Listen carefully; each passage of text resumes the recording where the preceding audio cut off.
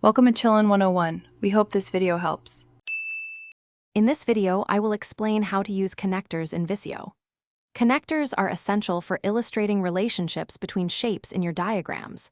They automatically adjust their path when you move connected shapes, saving you valuable time. Understanding how to effectively use these tools will significantly enhance your diagramming efficiency and clarity. We will cover adding, customizing, and advanced tips for connectors. To add a connector, first locate the Connector tool within the Tools group on the Home tab. Click on it, then click and drag from a connection point on your initial shape. Release the mouse button when you reach a connection point on your second shape. For even quicker linking, simply hover over a shape and use the blue Auto Connect arrows that appear, dragging one to another shape. Customizing your connectors helps convey information more effectively. You can easily change the line style, weight, and color using the line options in the ribbon. Add arrows or other endpoints to clearly show direction or flow.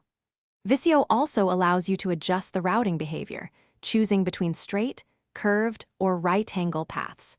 Don't forget to add text labels for even clearer communication. For more advanced usage, distinguish between dynamic and static connectors. Dynamic connectors automatically reroute around other shapes, maintaining connections even when objects move. Static connectors, however, maintain a fixed path. To keep your diagrams organized, group shapes and their connectors together so they move as a single unit.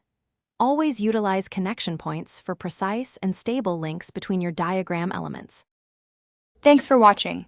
Consider subscribing if we helped you.